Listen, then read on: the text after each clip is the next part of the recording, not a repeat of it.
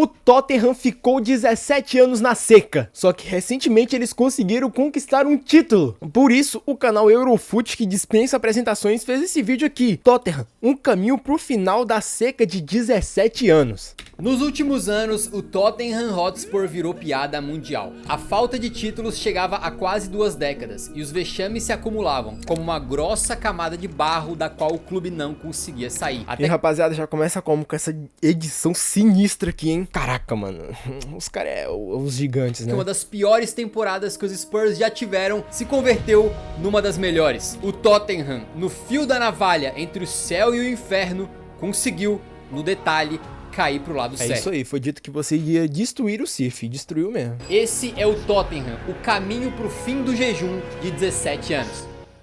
Parabéns aí pro Intromaker que fez isso aqui, Pra contar essa história, a gente tem que falar justamente de quando o jejum começou e voltar lá pra temporada de 2007 e 2008. Vamos lá, meu caro.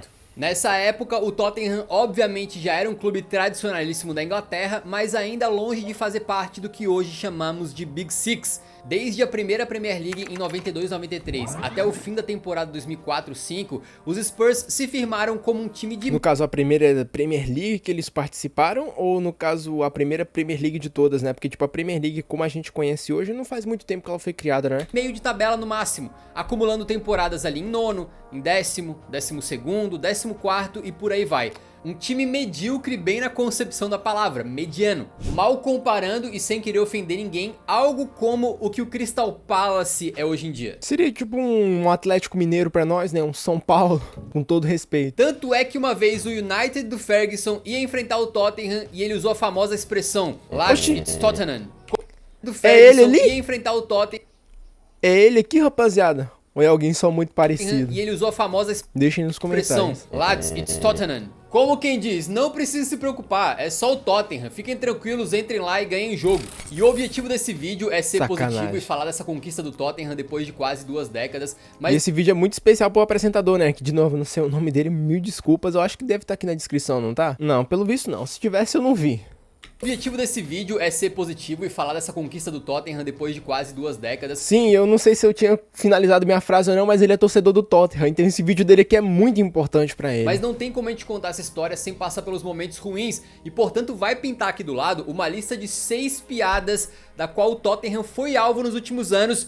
E são piadas que eu espero que daqui pra frente não se repitam. Começando com essa do Ferguson, né, que é a mais famosa. E bom, o Tottenham permaneceu sendo assim na Premier League, um time de meio de tabela, até a temporada 2005-2006. Naquela época, os Spurs brigaram ali na 4ª posição durante toda a segunda metade do campeonato e chegaram na última rodada só precisando de uma vitória pra ficar na frente do Arsenal na tabela e classificar pra Champions League. Foda. Algo que não acontecia desde a temporada 61-62. Como vocês podem ver, o nível do Tottenham era muito mais baixo do que hoje em dia. E a mera possibilidade de classificar para Champions já era considerada um sucesso. E eles foram hoje em dia, porque se eu não me engano a Europa League, eu não sei, a Europa League ela já dá uma classificação direta pra Champions League? Se eu não me engano não. Eis que na última rodada daquela Premier League, alguns jogadores do Tottenham passaram mal e parecia que eles tinham sofrido uma intoxicação alimentar depois de comer lasanha no hotel, com cerca de 10 jogadores vomitando as tripas tudo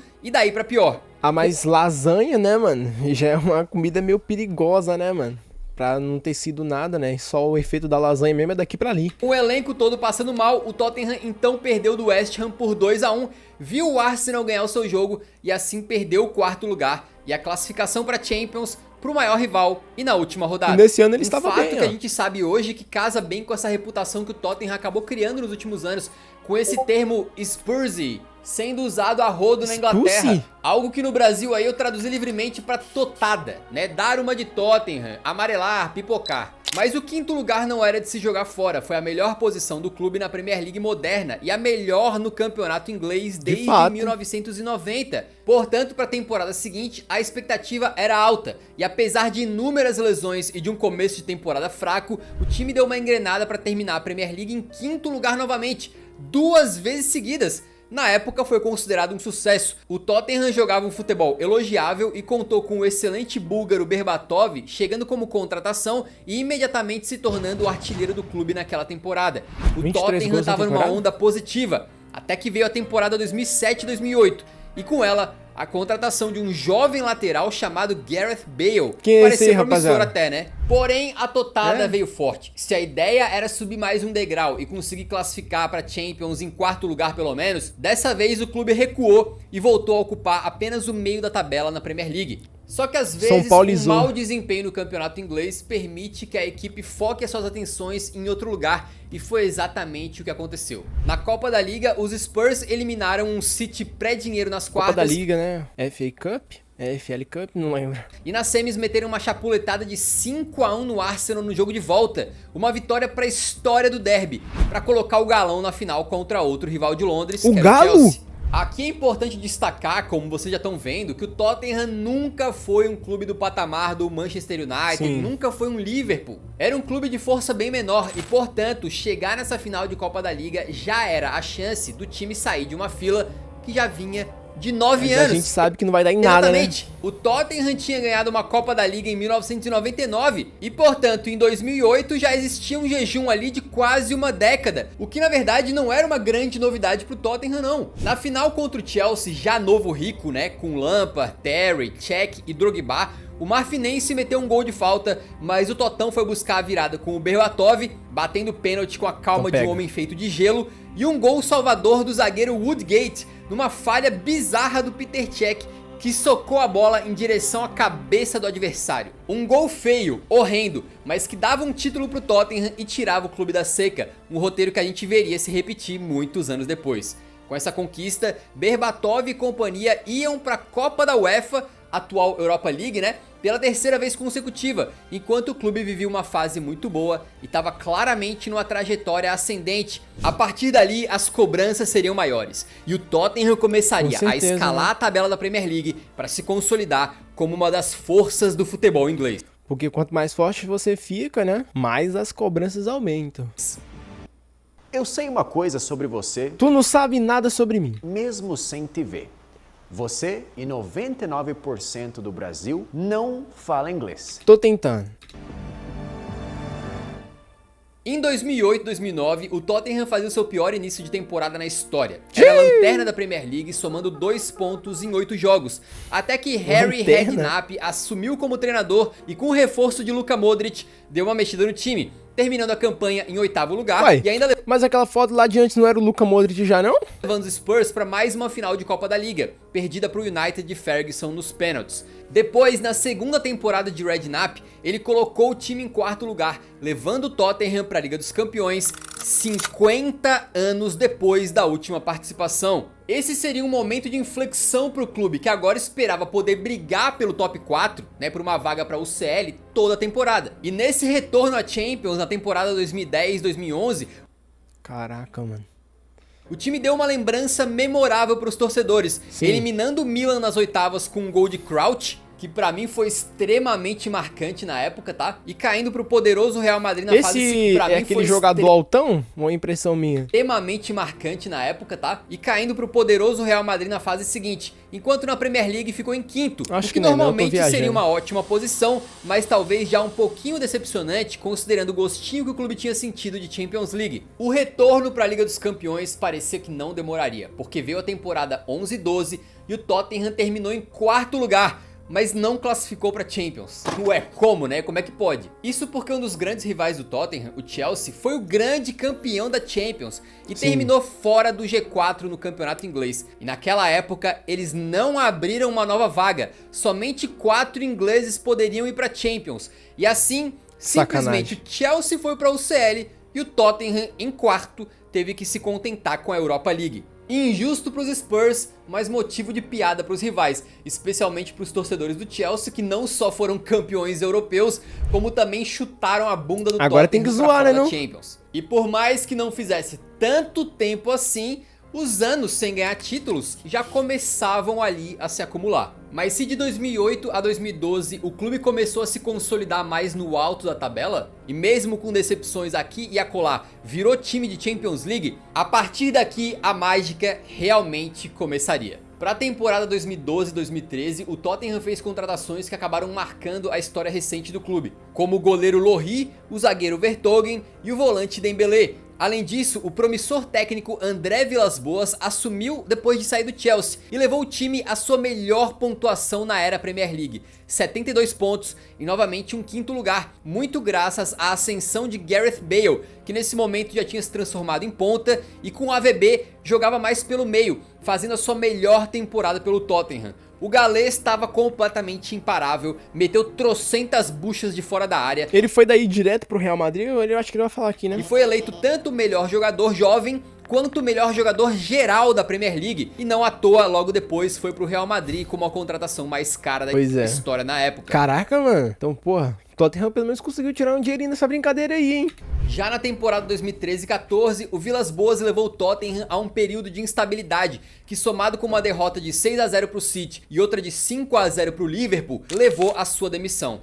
Parecia que o Tottenham poderia estar voltando a cair um degrau, voltando de repente a ser um time de meio de tabela, mas o interino Tim Sherwood assumiu e conseguiu ainda terminar a Premier League na 6ª colocação. E é aí que para a temporada 2014-15 o Tottenham apostaria num técnico jovem, promissor, que vinha de um ótimo trabalho no Southampton. Ah, esses jogadores, esses técnicos novos aí, sei não, viu? Sou um pé atrás. Maurício Pochettino. O Pochettino tinha sido um jogador mediano que passou a maior parte da sua carreira no Espanyol, se aposentando por lá e virando técnico do próprio clube quase em sequência. Sem experiência praticamente nenhuma, ele conseguiu fazer o Espanyol ganhar do Barcelona na La Liga pela primeira vez em quase 3 décadas e transformar esse time que brigava para não cair para um time de meio de tabela, um trabalho sólido que ele conseguiu repetir por se mais... ele conseguiu pegar um time meio pai e conseguir transformar em algo legal, se ele pegar um elenco mais legal que nem o do Tottenham, eu acho que ele vai conseguir fazer algo bom, né? Temporadas. Em 2011-12 foi mandado embora, mas já consolidado como um técnico promissor, recebendo muitos elogios e ganhando essa chance na Premier League, fazendo os Saints terminarem a temporada 13-14 em 8º lugar no campeonato inglês, um trabalho grandioso que rendeu a ele a chance no Tottenham.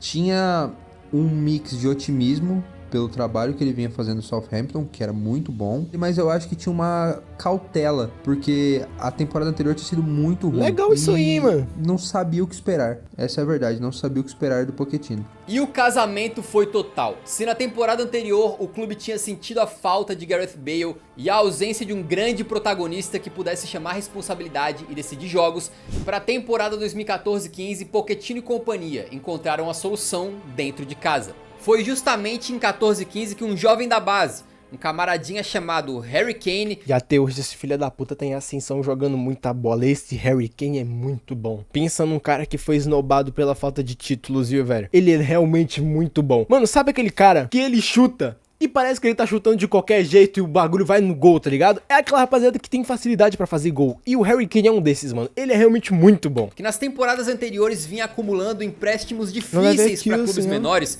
despontou pro mundo, iniciando a temporada como reserva até começar a meter gols em novembro e depois não parar nunca mais. Com direito a um jogo contra o Chelsea no dia 1 de... E nossa senhora, ele ficou tempo pra caralho lá, né, mano? Caraca, ele ficou muito tempo no Tottenham. Janeiro de 2015... Quando o Kane mete 2... Desde 2015 até quando? Ele foi pro Bayern ano passado, ano retrasado, mano? Ficou muito tempo, 2 golaços, sofre um pênalti, dá uma assistência e meio que vira a chave de um desconhecido surgindo para um dos grandes talentos da Inglaterra. Os mais de 30 gols de Kane naquela temporada foram essenciais não só para o Tottenham terminar em 5º lugar novamente, como para levar o time de novo à final da Copa da Liga. Só que se antes jogar uma final causava aquela expectativa, né, aquele sentimento positivo, a partir daqui as finais para o Tottenham representariam sempre mortes dolorosas na praia. Na decisão contra o Chelsea, 2-0 para os Blues, e o Tottenham continuava seus anos de seca, começando ali uma sequência de momentos em que na hora de levantar um caneco, falhava, sucumbia e sequer conseguia marcar gols em finais. Para a temporada 15-16, Pochettino contou com as chegadas de Alderweireld e Trippier, que seriam peças essenciais, e um coreano vindo da Bundesliga, quem é? Tal de Heung-min Son, que foi uma contratação boa até, né? Nessa temporada, o time se aproveitou de vários clubes grandes ali passando por momentos de instabilidade, de transição, e foi subindo a tabela até a segunda posição na reta final do campeonato inglês, mas mesmo assim perdendo o título de forma impossível. Um Leicester absurdo, sem precedentes, assumiu a liderança e não largou mais. Parecia uma espécie de ironia do destino, porque os rivais nunca davam trégua, né? Era o United do Ferguson, era o Chelsea novo rico, e agora é o era o City dos árabes. E aí finalmente, quando tudo se encaixava pro Tottenham conseguir uma taça, vinha o Leicester e fazia assim uma das campanhas mais improváveis da história do futebol. E recentemente, eu não sei se tão recente assim, né, mas eles também fizeram um vídeo do Leicester. Eu senti vontade de reagir aqui no canal, eu falei, muito grande, vídeo grande, eu tô reagindo aqui de 1 hora. O Tottenham mostrou forças nessa campanha até bem próximo do final, quando aos 48 do segundo tempo, acabou a temporada com um sabor muito amargo na boca. Primeiro, meio que largou de mão nas últimas rodadas, e o que poderia ter sido a melhor campanha do time na história da PL, acabou com uma goleada de 5-1 pro Newcastle, que não só já estava rebaixado, como jogou 30 minutos com 1 a menos. Essa derrota humilhante fez os Spurs, literalmente no último jogo, não terminarem nem em segundo, sendo ultrapassados pelo Arsenal na última rodada. Na moral, rapaziada, perder com 1 a menos, eu acho que é o bagulho mais humilhante do futebol, mano. Mas a gente teve isso numa final de Liberta, né? Eu acho que não é tão humilhante assim, não. Existe uma brincadeirinha na Inglaterra chamada de St. Tottenham's Day. Basicamente é o dia que vai ser confirmado de forma oficial, matemática, que o Tottenham acabará abaixo do Arsenal na tabela da Premier League. E essa brincadeirinha fazia sentido, porque literalmente acontecia toda a temporada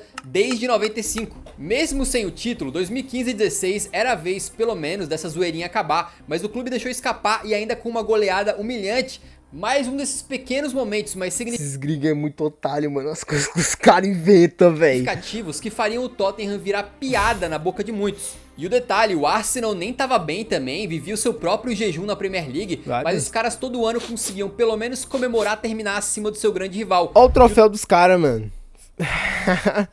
Quando que a gente vai ver umas besteiras dessas aqui no Brasil? Não vê, mano. Aqui o bagulho é mais pesado. Tottenham, nem isso, né? Nem essa pequena alegria. Na temporada 2016-17, o Pochettino já tinha conseguido encontrar praticamente todo o seu time ideal. Sim. O famoso quarteto de Son, Kane, Dele Alli agora e vai ter que fazer dar certo, hein, Pochettino. E a Pochettino. famosa defesa com Lohri, Walker, Alderweireld, Vertonghen e Danny Rose. Montou um time legal. Tudo eram flores. O Tottenham estava se despedindo do saudoso estádio White Hart Lane, que estava passando por obras e depois por demolição para a construção do moderníssimo Tottenham Hotspur Stadium. É e bonito, aí Kane hein? e companhia passaram a jogar no Wembley, inicialmente só na Champions, e isso foi horrível, com os Spurs caindo na fase de grupos. Porém, simbolicamente, com a queda do White Hart Lane, também ficaria para trás e seria demolido junto aquele velho Tottenham. O antigo clube de meio de tabela ficaria para trás e nos próximos anos a cobrança seria de clube grande, com o Galoso passando a integrar o que antes era chamado de Big Four, mas ampliado para Big Six com as ascensões do próprio Tottenham e do Manchester City. Isso porque na Premier League, Pochettino fez o Galo voar muito alto. Depois de um início mais ou menos, a partir de dezembro de 2016 o time engrenou. E dali pra frente, venceria 19 de 23 jogos no campeonato inglês. O Tottenham terminou o campeonato inglês com o menor número de derrotas, com o melhor ataque, com a melhor defesa e o maior saldo de gols. Números de time campeão, né? Né? Mas tem coisas que só acontecem com o Botafogo. E também tem coisas que só acontecem com o Tottenham Hotspur. Mesmo sendo o melhor time do Ai, como é bom saber que o carrasco do Botafogo é o meu time. campeonato, na opinião de muitos... Brincadeira, rapaziada, tá bem pau a pau, viu? Umas a gente ganha, outras a gente perde, né? Mas quem ganhou mais título em cima do outro? Tendo os melhores números e terminando com a sua melhor pontuação na era Premier League, o Tottenham amargou o vice, já que o Chelsea de Antônio Conte foi mais eficiente e terminou 7 pontos na frente. Só o Tottenham para ser o melhor time e ainda assim perdeu o campeonato dessa maneira. Mas como, mano, que os caras conseguiram botar 7 pontos Porque a fase frente? era muito 7? positiva, isso aí é inegável. O vice era consequência da melhor temporada do Tottenham na era Premier League. Nem os caras na melhor temporada dos caras, os caras conseguem meter 7 pontos de diferença, que no Brasil a gente vê o Brasileirão sendo decidido na última rodada, tá ligado? Colocava o clube na Champions de novo. Pensa só, o Galudo agora se tornando um time que frequentava a Liga dos Campeões com frequência. Sim. Isso era algo antes impensável.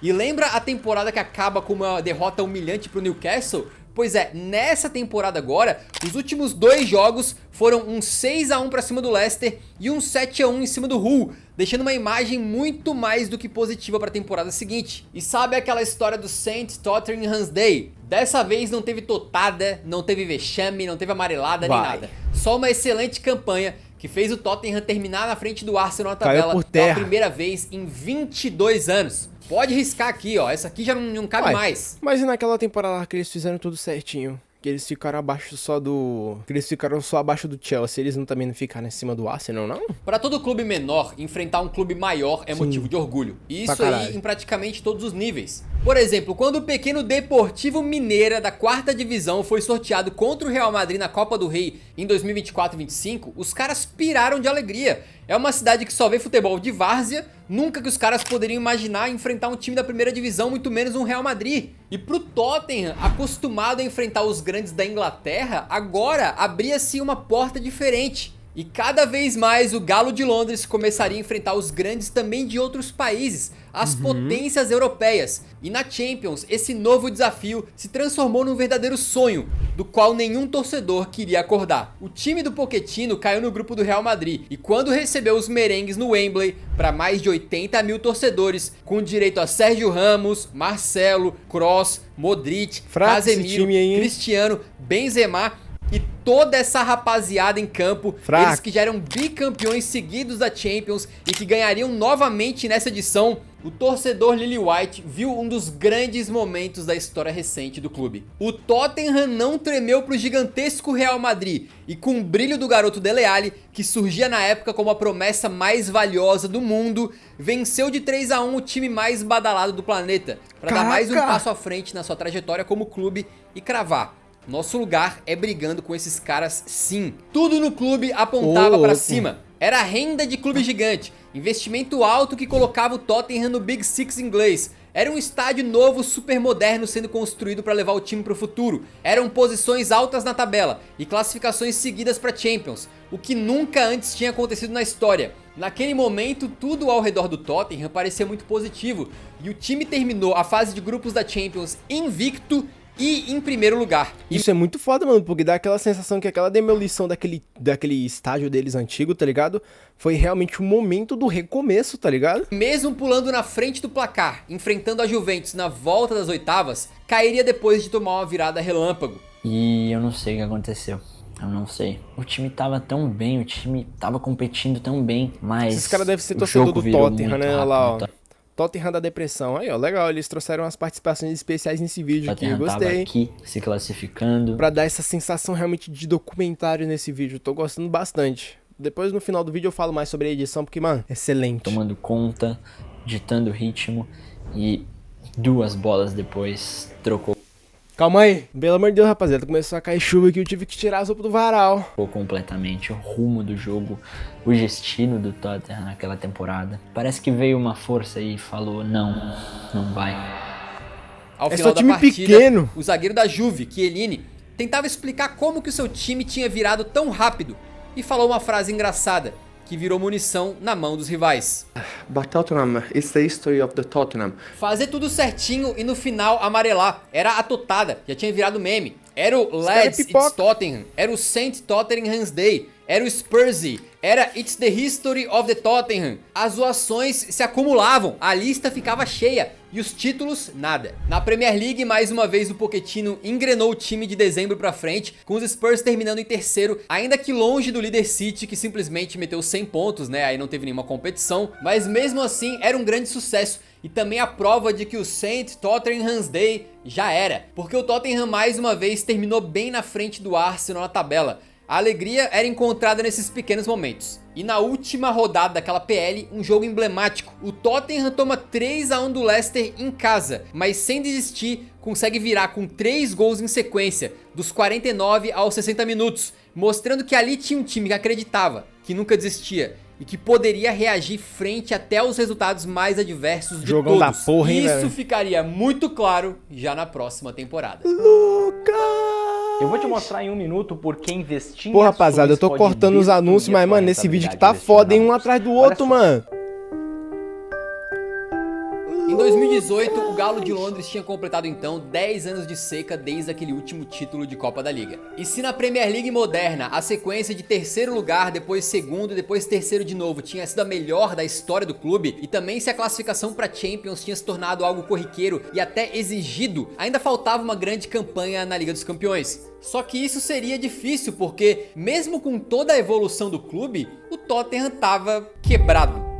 Exatamente. Será que foi o estádio? Levy é esse carequinha presidente do Tottenham há mais de 2 décadas. Entre acertos e erros, uma coisa que nenhum torcedor pode reclamar é como esse cara mudou o patamar do clube e geriu a entidade com muita eficiência e planejamento, colocando o Galoso entre os 10 times de maior receita no mundo. Porém, o moderníssimo novo estádio não foi barato, custou cerca de 1 bilhão de libras. Deu uma de Corinthians nos caras, rapaziada. Puta que pariu. Pensa isso em reais. Hoje em dia dá quase 8 bilhões de reais. Só pra um estádio. E seu orgulho é meu entulho. por essas e outras, o Tottenham tava simplesmente zerado. Zerado mesmo, sem nada pra gastar. E assim não contratou ninguém pra temporada 2018-19. Nem na janela de verão, nem na janela de inverno. Nem um jovenzinho desconhecido, uma jovem promessa baratinha. Nem um veterano chegando como agente livre. Nada, literalmente nada. Que eu acho doido, que ficou mano. um gostinho amargo na boca, porque É, gosto amargo na boca desse aqui, ó.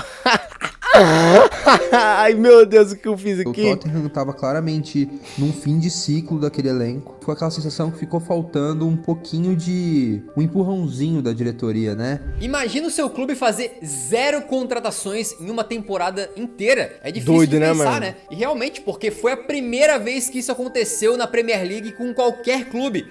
Só que a falta de reforços tem o seu lado ruim, obviamente, mas também pode trazer algo bom. O grupo de atletas permanece o mesmo e assim fica mais unido, mais entrosado, e o técnico é obrigado a confiar naqueles caras que ele tem em mãos. E isso, da forma mais improvável possível, resultou em algo mágico, resultou num Tottenham inesquecível. Na fase de grupos da Champions, o time chegou para a última rodada respirando por aparelhos. No grupo da morte com PSV, Inter e Barça, os Spurs foram para Barcelona enfrentar os culés, tomaram um gol do Dembélé e estavam sendo eliminados, mas contaram com uma bucha Tomar gol do Dembélé no Barcelona é foda, que vinha de Lucas Moura aos 40 do segundo tempo para empatar o jogo e classificar o Tottenham depois de um tropeço que a Inter de Milão teve Champions frente do ao Lucas. PSV. Esse dia saiu nos jornais como um feito inesquecível para o Tottenham, que tinha começado as 3 primeiras rodadas conquistando apenas 1 ponto e depois, quase de forma milagrosa, ainda conseguiu a classificação. Na época, o Eriksen falou que agora aquele grupo tinha experiência de Champions, enquanto o Pochettino disse que depois da vitória na 4ª rodada, havia um sentimento muito forte de crença na classificação. A mentalidade dessa equipe foi se formando ao longo dos anos. Entre decepções e dificuldades, ali havia uma base, um estilo de jogo, um trabalho que já vinha de algum tempo e, acima de tudo, um grupo que hoje a gente consegue ver claramente que era recheado de jogadores de elite. Esse mesmo Tottenham passaria com facilidade pelo Dortmund nas oitavas e com sofrimento pelo City nas quartas. Num jogo em que não era favorito, venceu na ida por 1 a 0 e na volta contou com momentos de muita sorte, como o gol de bacia do Llorente e o impedimento do Agüero no último lance, justo na primeira temporada com o VAR, para passar nos gols fora. Nas semis, um dos momentos mais épicos da história do Tottenham, da Champions e do futebol europeu, que, sejamos sinceros, você já tá careca de saber. O Ajax fazia 3 a 0 no agregado, até que o raio Lucas Moura caiu 3 vezes no mesmo lugar, virou o jogo de volta pro Tottenham no último lance e conseguiu de forma improvável e heróica colocar o Galo de Londres na finalíssima da UEFA Champions League. Tudo, absolutamente tudo que se construiu nesse clube desde 2008 contribuiu para isso. Do grande trabalho do Redknapp ao surgimento do Bale, que rendeu dentro de campo e também para os cofres do clube, até o aparecimento de Harry Kane, as contratações em grande parte acertadas, o trabalho brilhante de Pochettino, o novo estádio. O Tottenham era um clube decolando e que parecia destinado a grandes coisas. Mas poucos poderiam imaginar que essa seca, que já ia para 11 anos de títulos, ia ser quebrada justamente com o troféu da Champions. E realmente não foi. Toda a expectativa, todo o sonho morreu com 25 segundos de jogo na final, quando o Sissoko fez um pênalti de sovaco, o Liverpool abriu o placar e depois cozinhou o jogo até matar no finalzinho. Aí que tá, né, rapaziada? Aí fica a questão, né? Tipo, pra vocês que estavam acompanhando a Champions League na época, né? Tipo, esse jogo poderia ter tido um outro ar, tá ligado? Poderia ter tido um outro caminho se não tivesse acontecido esse lance do pênalti. Um dos melhores. Ou vocês acham que o adversário do Tottenham realmente tinha chegado pra matar? Se não o melhor time do Tottenham na história, que nadou e de novo morreu na praia. It's the history of the Tottenham, como diria o Chiellini. Mas até quando? O Tottenham foi vice da Champions, mas tinha um grande time, um ótimo técnico, e apesar de uma reta final de Premier League tenebrosa, terminou em 4º lugar e de novo na frente do Arsenal, quebrando pela 3ª vez seguida aquela brincadeirinha do St. Tottenham's Day.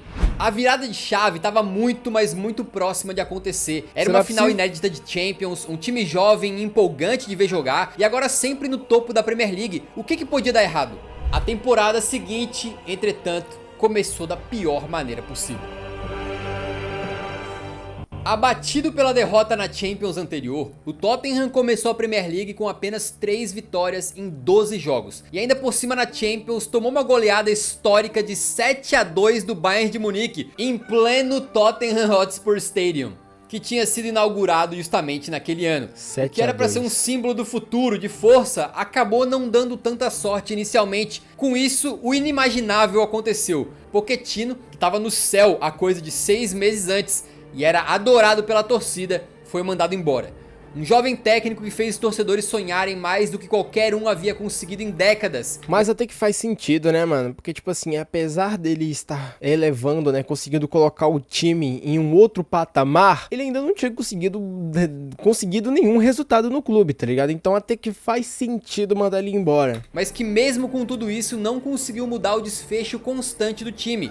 Demorou apenas um dia pro Poch ser substituído e o Daniel Levy resolveu dar um cavalo de pau. Se com o Pochettino o futebol era ofensivo, pra frente, de pressão, empolgante, agora assumiria José Mourinho. Um treinador que indo pro Tottenham, sejamos sinceros, dava um passo atrás na carreira, não tendo mais espaço em gigantes como a Inter e o Real Madrid como tinha no passado. Durante todos esses anos, o Tottenham se consolidou como um clube forte a nível inglês e europeu, mas bateu na trave várias vezes na Premier League e agora também na Champions. E o clube estava mirando nessas duas principais competições mesmo, porque nas Copas Nacionais costumava acumular vexames, com frequência desprezando essas competições e usando times reservas ou mistos, e ali empilhando eliminações precoces, como nessa temporada 19-20, quando caiu da Copa da Liga para o pequeno Colchester. Diante dessa situação toda, ficava a impressão de que a glória estava a apenas um passo de distância, mas que faltava alguém para chegar e dar esse último empurrão. E assim a diretoria achou que valeria a pena fazer uma aposta que parecia muito pouco arriscada. José Mourinho, um dos maiores técnicos do século, um vencedor em série, campeão em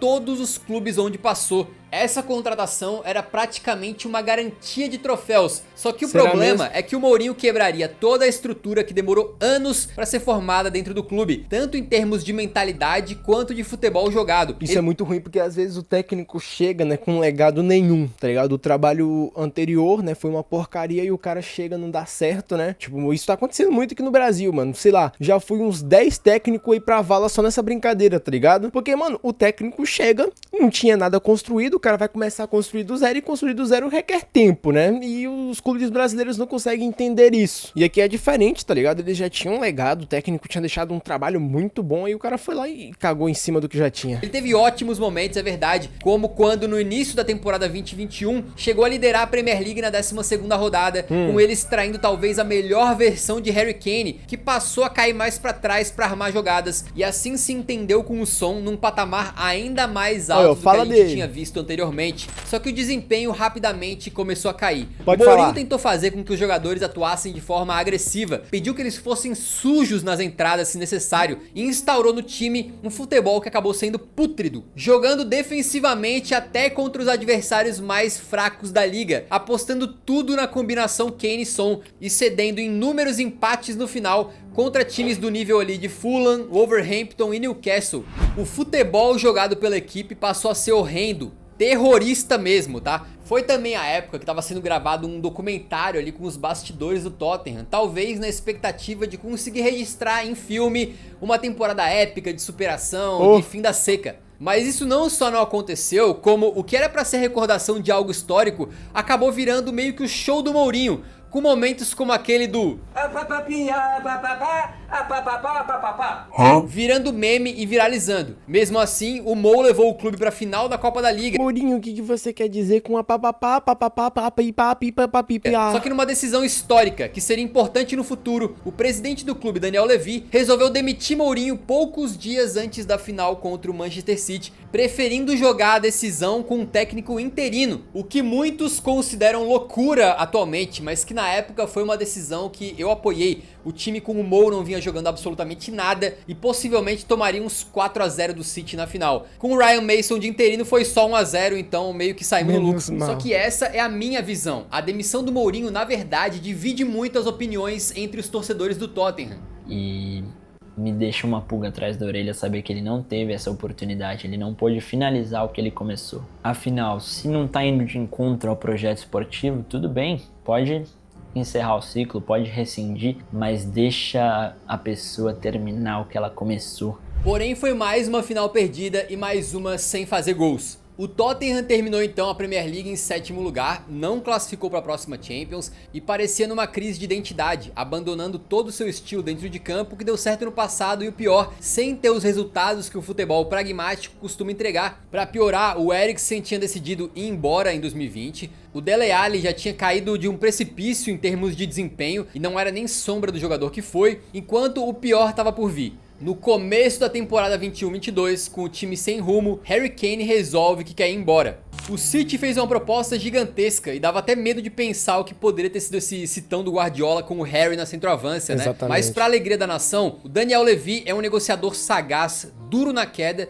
e manteve o Kane contra a vontade dele, já que o City não quis pagar o valor desejado pelo presidente do clube. Isso teve um impacto negativo direto em Kane e no grupo, porque o Furacão fez os piores 6 meses da sua carreira nesse Porque 150 é muito dinheiro, início de temporada. Queria Um quantos? gol 200? apenas nas primeiras 15 rodadas de Premier League, claramente abalado pela não saída do clube. Ele viria a se recuperar e terminaria a temporada em alta, mas nesses 6 meses o Tottenham chegou a apresentar o Nuno Espírito Santo como treinador, demitiu o Nuno Espírito Santo como treinador e parecia novamente à deriva. Até que numa tacada que parecia de gênio, Levy contratou mais um vencedor em série, Antônio Conte. Assim como o Mourinho, o Conte tinha sido campeão em todo time grande onde passou, inclusive sendo campeão da própria Premier League com o Chelsea na sua primeira temporada na Inglaterra. E além Então, de tudo, vai dar certo, o estilo né? dele tinha similaridades com o do Mourinho, então talvez fosse uma continuidade interessante. E era aquela coisa, né? Com o Mo, foi a batalha do time que não ganhava nada contra o técnico que sempre ganhava alguma coisa e deu Tottenham.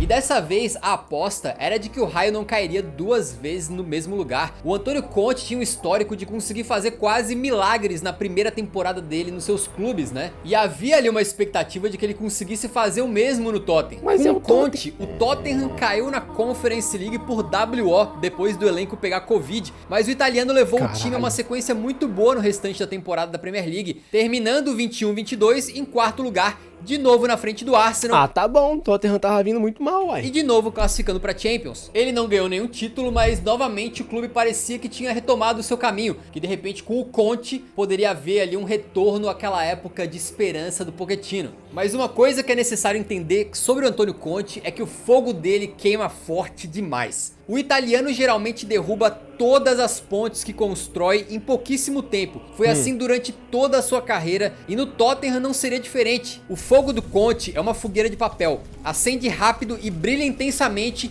antes de morrer com a mesma velocidade e virar pó. Fogo de palha. Muito melhor que essa sua... Melhor que esse seu ditado aí. Porque fogo de palha é o verdadeiro, pô. A temporada 22-23 até que começa bem, mas logo o clube acumula eliminações na Champions para um Milan pouco inspirador, na Copa da Liga pro Nottingham Forest tomando gol do Renan Lodge e na Copa da Inglaterra pro Sheffield United. Na 28ª rodada, o Tottenham era o 4º na Premier League, enfrentava o Southampton e abriu 3-1, mas tomou o gol de empate no apagar das luzes.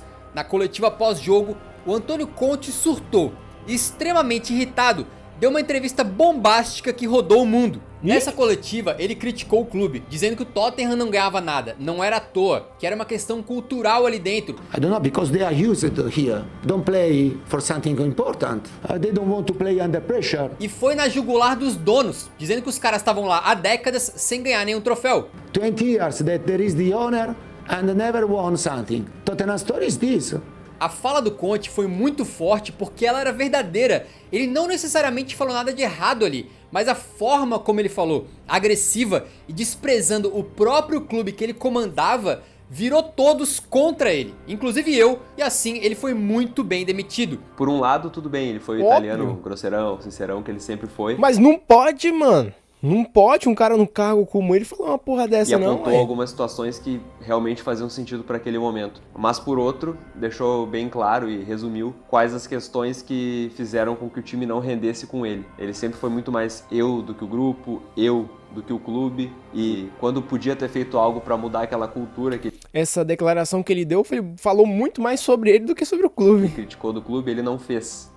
Dali pra frente, a temporada do Tottenham seria um desastre completo, com o auxiliar do Conte, o Stellini, virando interino e tomando sapecada de todo lado, culminando naquela derrota de 6-1 pro Newcastle, em que o safado do Murphy dá o maior sorriso da história do futebol, que fez o Stellini ser demitido, e aí outro interino, de novo o Ryan Mason, assumiu o barco no fim da temporada, com o Tottenham terminando em 8º lugar, a sua pior campanha desde a temporada 2005-2006, sem rumo e humilhado.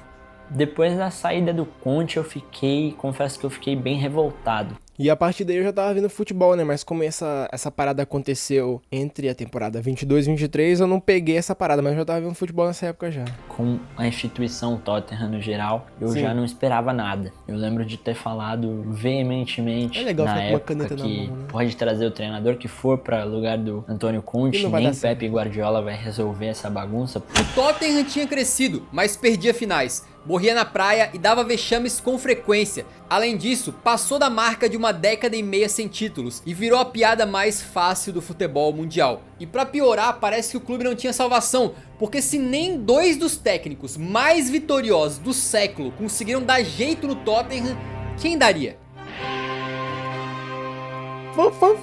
Talvez um técnico mais desconhecido, promissor, pudesse dar conta do recado. E assim Daniel Levy foi atrás da contratação de Arne Slot. Exatamente, o então técnico do Feyenoord teve uma proposta em cima da sua mesa e disse que só não aceitou porque a família não quis. Um ano depois, ele receberia outra proposta da Premier League na cor vermelha e o resto é história. Assim, Daniel Levy foi buscar Ange Postecoglou, um australiano de origem grega que havia treinado na Ásia e recém tinha conquistado a tríplice coroa nacional com o Celtic. Ninguém sabia direito quem ele era, mas olhando a ficha corrida do Ange, dava pra ver que sim, na verdade, ele também era um vencedor em série. Além disso, se mostrava um homem inteligentíssimo, com muita autoconfiança e que chegou demonstrando muita vontade de ser ele o cara pra tirar o Tottenham da fila, com discursos fortes que motivavam e sempre respeitando muito o Galo de Londres, algo que os fãs sentiam muita falta depois de terem sido ali basicamente humilhados pelo Conte. Assim, eu vou dividir a passagem do Postecoglou no Tottenham em 3 atos. Ange era um cara de fortes convicções e sempre deixou isso muito claro. O estilo de jogo dele era baseado numa pressão altíssima, com a linha de defesa o mais adiantada possível e com variações de jogo passando, por exemplo, pelos papéis invertidos dos seus laterais, que avançavam o campo caindo para o centro para fazerem papel de meias ofensivos. E acho que é seguro dizer que logo na pré-temporada a gente já conseguiu sentir um gostinho de que era um treinador diferente, era um Sentiu o tal do dedinho? treinador que ia morrer abraçado com suas ideias. E foi logo na segunda partida que a gente sentiu que tinha um trabalho sendo feito, tinha um estilo de jogo sendo implementado. Ele o Tottenham sentiu não o só dedo! venceu o United por 2-0, mas passeou, atropelou, tomou conta do jogo. Era visível a entrega tática dos jogadores, as triangulações, lateral entrando pro meio campo abrindo para receber na lateral, triangulação com os pontas. Que time é esse? Que time é esse em campo? Essa estratégia pegou a Inglaterra de assalto e sem que ninguém pudesse imaginar, Ange Postecoglou ganhou 8 dos seus primeiros 10 jogos na Premier League, ficando invicto no período e catapultando o Tottenham para a liderança do campeonato. O time jogava um futebol atraente, ofensivo, arriscado, corajoso e os torcedores estavam amando. Ange Postecoglou foi eleito o melhor técnico da Premier League em 3 meses seguidos, nos seus primeiros 3 meses na Inglaterra, um feito inédito. O Postecoglou foi o treinador que mais bem entendeu o que o Tottenham precisava. Não era só ganhar títulos, não era tirar essa zica, mas sim resgatar uma cultura que estava ali mas adormecida, que é essa cultura assim de brigar por taças, especialmente em Copas, mas principalmente de ter um estilo de jogo agressivo que busca o gol a todo custo, e aí a estratégia dele de empurrar essa linha alta, a goela abaixo dos jogadores acabou funcionando muito bem. E o Tottenham vai voltar pra PL? De atletas Premier comprou, League, ó, vai voltar pra Champions League? torcedores compraram, e isso dá uma liberdade muito maior pro treinador poder abrir mão às vezes de alguma convicção ou outra sem perder a mão, sem perder a torcida, sem perder os jogadores. Os torcedores estavam apaixonados e adaptaram uma música de Robbie Williams para dizer o seguinte: e tudo isso sem o Harry Kane, o principal jogador do time por quase 10 anos, que tinha finalmente ido embora pro Bayern de Munique. Porém, será que, rapaziada, não foi a maldição do Harry Kane que foi embora? com o Postecoglou, as coisas desmoronariam ainda mais rápido do que desmoronaram com o Conte. Na 11ª rodada, o Tottenham enfrentava o Chelsea em casa e empatava em 1 a 1 quando teve o seu segundo jogador expulso. Com 9 em campo, Ange Postecoglou se recusou a se adaptar, a mudar. E num ato de grande coragem, mas de igual grandiosa teimosia, manteve a linha defensiva do Tottenham lá no meio campo, numa foto que ficou marcada como símbolo do seu estilo e, como não, como símbolo também da sua teimosia. Dessa vez não deu certo, o Chelsea meteu 4 buchas e a partir dali os times encontrariam formas de machucar o Tottenham. E demorou pro Chelsea conseguir, foi lá pros minutos 70 e algo, mas o Chelsea conseguiu, e quando fez o segundo, desmontou o time, desmontou a mentalidade, desmontou a raça, desmontou a esperança, e foi o terceiro e foi o quarto. E a derrota foi a primeira de muitas que a gente veria, de um time que passou 9 jogos sem perder, fomos para 8 jogos sem vencer, tava voando e acabou, tudo foi destruído. O resto da temporada foi de um Tottenham instável, incapaz de emplacar uma boa sequência, sendo presa fácil em alguns jogos e deixando a torcida se perguntando onde tinha ido parar aquele futebol fantástico dos 10 primeiros jogos. E assim o time que começou líder terminou em 5º lugar, sem sequer classificar para Champions. Vai ver, por essa teimosia, os times começaram a ler melhor o Tottenham, né? Porque assim, né, gente, todo técnico pra cada jogo que ele vai jogar, eles estudam, né? E pelo Tottenham tem um estilo de futebol muito... como é que eu posso dizer? Como eles disseram aqui, né? O técnico, ele era muito convicto do trabalho dele e ele sempre fazia da mesma forma. Por isso, talvez o Tottenham tenha ficado um pouco imprevisível, né? Talvez algo disso aconteceu. Cavando uma vaga na Europa League, o que naquele momento foi considerado, obviamente, um fracasso. Para a temporada 2024-25, o Tottenham seguiu uma estratégia de focar em contratações de grande potencial para o futuro, com o clube se reforçando com o Solanke pro ataque, é verdade, e outros 3 jogadores que mal haviam atingido a maioridade e pareciam sem condições de elevar o patamar do time de forma imediata. Nessa temporada, o elenco começou alternando momentos empolgantes com outros em que o time sumia. Perdia pro Crystal Palace, mas depois virava de forma convincente para cima do Aston Villa. Tomava taca do Ipswich em casa, para depois meter 4 a 0 no Manchester City. Era um time sem qualquer estabilidade, completamente imprevisível, que era capaz de ir do inferno ao céu e do céu ao inferno na mesma semana. Mas conforme o tempo ia passando, os momentos bons iam aparecendo cada vez menos e os momentos ruins iam se sobressaindo. De 1º de dezembro pra frente, a fragilidade da equipe se mostrou presente de forma lamentável. Na Premier League, apenas uma vitória nos 11 jogos a partir daquele momento, e a vitória ainda foi contra o Southampton, que era a lanterna e pior time da competição. Depois, uma vitória do Tottenham contra o Liverpool na Copa da Liga por 1 a 0 foi apenas um golpe de sorte, com a realidade batendo duro na cabeça, quando no jogo de volta os Spurs tomam de 4 a 0, depois de já terem apanhado por 6 a 3 do mesmo Liverpool na Premier League no próprio Tottenham Hotspur Stadium. O mês de fevereiro chegou com o Tottenham em 14º lugar, com metade do elenco lesionado, inclusive vários dos principais titulares, e com Ange Postecoglou na beira de ser demitido.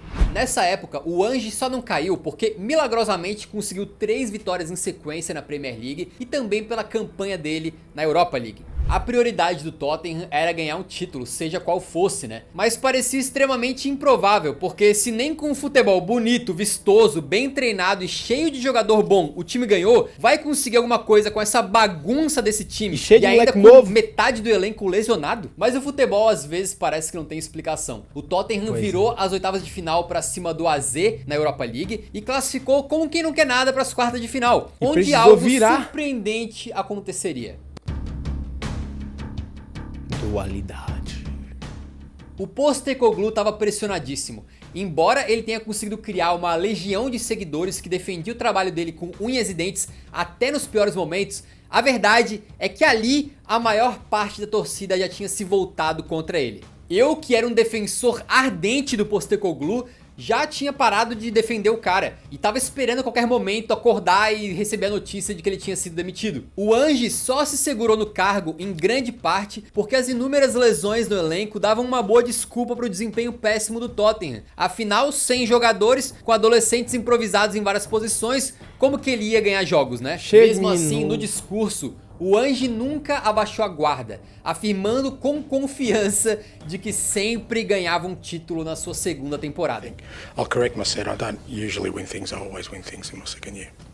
E foi ali que aconteceu algo imprevisível. Com o seu na reta, Postecoglou mudou. Se antes ele era um técnico conhecido pelo time ultra ofensivo, a realidade fez o cara voltar para o futebol mais básico, para os princípios desse esporte. Mesmo com o retorno dos titulares, o Ange não conseguia fazer eles jogarem da forma como ele queria. Quando pressionavam alto, tomavam gols em profusão, com o meio campo sendo incapaz de voltar para marcar a tempo e com a defesa se tornando uma peneira. No ataque, um time sem inspiração, com o Son intocado na ponta esquerda, longe do gol e também longe da sua melhor forma, enquanto o Solanke corria muito, mas produzia pouco, com a equipe dependendo muitas vezes do Brennan Johnson para empurrar bolas embaixo da trave no segundo pau. A solução do Ange foi encontrada no jogo de volta contra o Frankfurt nas quartas de final da Europa League. A ida tinha sido um bom jogo do Tottenham, mas foi um empate de 1-1 que deixava um gosto amargo, com o risco da eliminação na Alemanha sendo muito grande. Porém, para jogar lá, o Ange abandonou todos os seus princípios e convicções,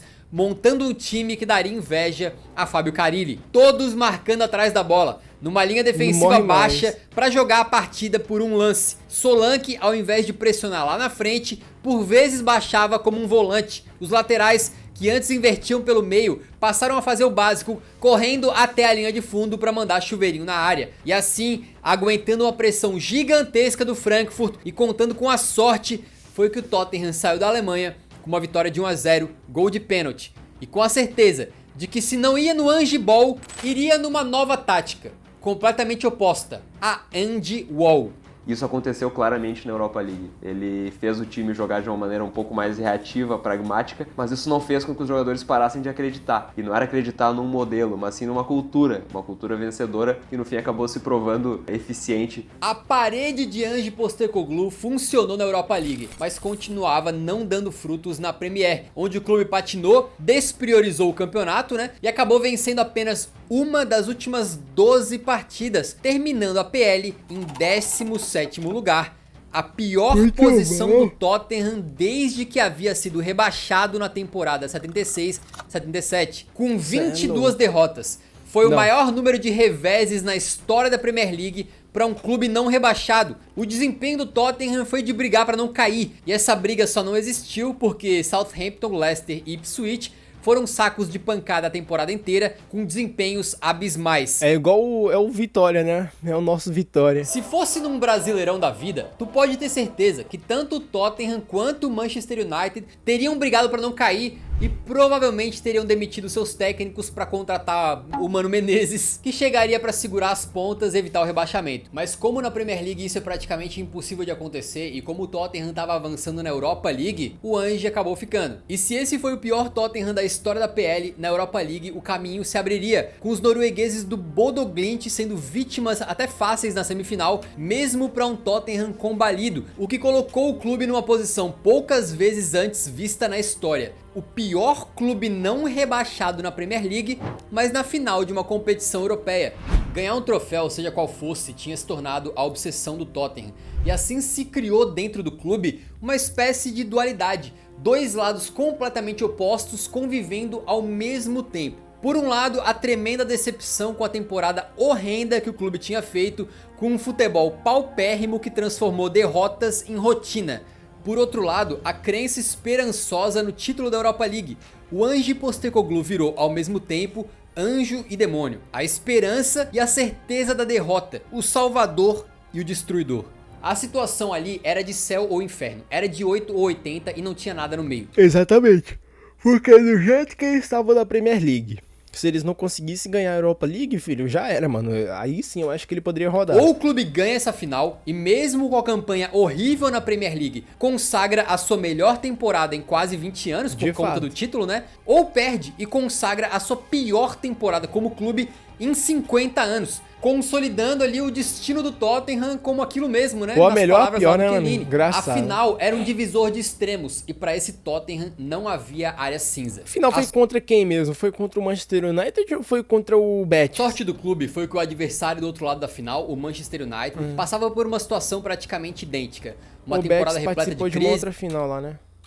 Recordes negativos e a pior colocação do clube na era Premier League. Uma equipe igualmente disfuncional, mas pra final a certeza era de que a End Wall seria erguida novamente. Não por opção, eu duvido que o Ange goste de jogar assim, mas por falta de opção. Retornar ao futebol mais primitivo foi a última saída do Postecoglou. E outra certeza que o clube tinha é de que as lesões atrapalhariam novamente. Madison, Kulusevski e Bergvall, os 3 jogadores capazes de alguma criatividade no meio campo, estavam lesionados. E o Ange optou por uma meiuca mais combativa, com Sarr, Bissouma e Bentancur, de muita marcação, mas pouca criatividade. O líder e capitão Son começou no banco, o último sobrevivente dos áureos tempos de Pochettino. E antes da final, ele disse que queria fazer ao contrário dos outros, que queria ficar no Tottenham para ganhar um título. Conseguiu o que os outros não conseguiram.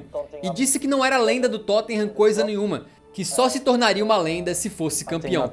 Already told I want to win something with Spurs, then I want to be very happy for legends. So this is my one thing I want to do.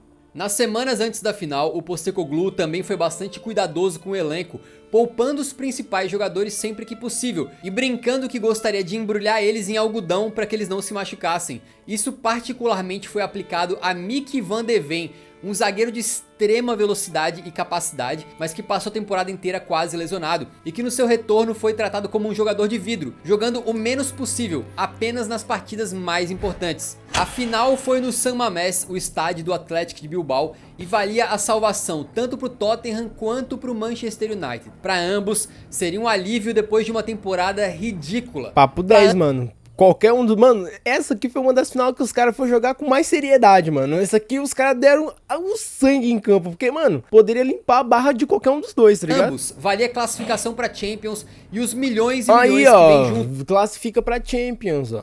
Não lembrava não. É porque tem a Europa League e a Conference League. A Conference League que foi que o Betis jogou, né? Mas só pro Tottenham valia também a salvação de um clube como um todo. Que sem esse título estaria combalido, desmoralizado, sem rumo e caminhando para 20 anos sem uma conquista. Num primeiro tempo fraco das duas equipes, nervoso e com pouca qualidade, o que era de se esperar, né? Quis o destino que novamente com um gol feio, horrendo, assim como havia sido no último título em 2008, o Tottenham pulasse na frente. A bola resvala em Luke Shaw e antes do gol contra, Brennan Johnson, o galês tão criticado na temporada, um dos jogadores mais limitados desse elenco, para dar o menor dos desvios possíveis e abrir o placar. Um herói provável. Cara, o Brennan Johnson é um cara que eu tenho bastante críticas aí, mas eu não duvidaria que ele fizesse o gol do título, né, empurrando uma bola no segundo pau, como ele fez durante a temporada inteira. No segundo tempo, o Tottenham abdicou de jogar. Com a certeza de que qualquer abertura seria mortal, o time defendeu com todo mundo. Ange Postecoglou fez o que poucas vezes havia feito. Uma substituição defensiva, colocando Kevin Danso pra fechar uma linha de 5 na zaga. Rapaz, o cara tava traumatizado mesmo, né, velho? Botando todos os jogadores atrás da bola. O Solanke ocupava a posição de um volante, enquanto o Richarlison fez papel de ala pela esquerda. E o Son, quando entrou... E o Richarlison, ele fez muito bem esse papel dele defensivo, viu, mano? Ele realmente mandou muito bem. Foi visto defendendo como se fosse um lateral. Dizem que final não se joga, se ganha. E se a qualidade do Tottenham como equipe não existia, se a fase era das mais tenebrosas, se o time era incapaz de enfrentar até esse Manchester United de igual para igual, a menos a motivação tava lá e os jogadores claramente entraram não só acreditando, mas lutando por cada palmo de campo, se matando no jogo. Reagir um vídeo de 1 hora não tá me deixando bem da cabeça não. Querendo, desejando, com tesão pela taça. Quando Garnacho entrou e colocou faísca no jogo, Vicário apareceu com defesas espetaculares. E quando o próprio Vicário falhou, apareceu um jogador que Ange havia embrulhado numa proteção de algodão. O Højlund manda a bola pro gol, quando em cima da linha, com um golpe acrobático, aparece Mick van de Ven para dar quase que uma bicicleta, evitar o gol e se consagrar na história com um momento tão importante quanto aquele do Brennan Johnson lá na frente. Talvez nenhum outro jogador do Tottenham teria a velocidade, a força e a acrobacia para tirar a bola do gol daquela maneira. Só o Van de Ven. E ele tirou uma imagem que só não será mais eterna do que aquela do Capitão Son chorando após o apito final. Dessa vez não de tristeza como na final da Champions 2019, mas de alegria. E depois levantando a taça com o maior sorriso que o mundo já viu, causando emoção não só nos torcedores do Tottenham, mas até nos torcedores de outros times pelo mundo inteiro, que passaram a admirar o caráter e a superação desse homem, que ganhou seu primeiro título aos 32 anos. Diferente do Kane, que precisou correr. Foi um mix de muitos sentimentos, muitas emoções, mas principalmente de alívio, porque eu vivi muitos anos como torcedor do Tottenham, sendo caçoado e tudo mais, por conta dessa ausência de títulos, né? E quando acabou, caiu Eu acho que o fato de você ser caçoado é por você estar torcendo pro Tottenham, né? No Brasil. ficha que aquele pesadelo tinha acabado, que a gente tinha deixado aqueles 17 anos pra trás. Ganhar a Liga Europa trouxe um sentimento de pertencimento, de sentir que clube e torcida pertencem a momentos como aquele, algo que o passado já dizia e que agora ficou bem claro no presente também. O sentimento foi de que eu já não tinha mais forças para celebrar, eu só desabei em choro, claro, um choro feliz, mas em choro, porque foram tantos anos carregando essa angústia, esse sofrimento, essa esperança de um dia acontecer. Eu acho que esse é um sentimento que a gente precisa guardar lá no fundo do nosso coração e carregar para sempre, porque foi muito especial. Que isso, Ange tava certo, ele sempre ganha algo na sua segunda temporada, e foi com essa profecia que ele encerrou um jejum de 17 anos dos Spurs sem levantar uma taça. E o que esperar do Tottenham daqui pra frente, hein, rapaziada? Aí, ó, Pedro Silveira. Aprendi o nome do cara agora, porra. Rapaz, que final bom esse vídeo aqui. Caralho. Como eu havia falado lá no comecinho do vídeo, mais pra metadezinha ali, eu falei que no final do vídeo eu ia comentar sobre a edição que tá, mano, fenomenal. Como eu também faço conteúdo, né, eu gosto bastante de analisar a edição das pessoas enquanto eu tô assistindo e, mano, tipo, normalmente a gente tem um pico, assim, tá ligado? Que a gente mantém um nível de qualidade de edição no começo do vídeo e no final do vídeo a gente vai diminuindo, tá ligado? Mas não, mano, aqui, ó, nível de edição é assim, ó. Não decai nada. Muito disso, né? Porque quem tá editando esse vídeo aqui são simplesmente 4 pessoas, né? E é muito mais fácil manter o nível de edição quando são 4 pessoas editando e não uma sozinha, né? Que nem eu. Mas eu vou deixar aqui já um parabéns pro João, pro Davi, pro Lucas e pro Matheus, né? Que sou eu. Brincadeira, não sou eu não. Tô agradecendo aqui, mesmo sabendo que isso nunca vai chegar neles, né? Mas enfim, eu tenho que fazer a minha parte aqui, porque, mano, os caras fizeram um vídeo maravilhoso pra mim assistir. Então eu tenho que, no mínimo, agradecer. Se por acaso ainda tiver alguém aqui, que eu acho muito difícil, se você tiver gostado desse vídeo, clica nesse que tá aparecendo na tela, que eu tenho certeza que você vai gostar. E no mais, não é o de sempre. Muito obrigado por você ter chegado aqui, viu? De verdade mesmo, esse vídeo deve ter dado mais de 1 hora. Então, mano, se você realmente chegou aqui, por favor, digita coração nos comentários. Escreve só a palavra coração. Que, mano, eu vou fazer a boa pra você. Eu vou fazer um gol, brincadeira. Agora, de fato, no mais, é o de sempre. Tchau!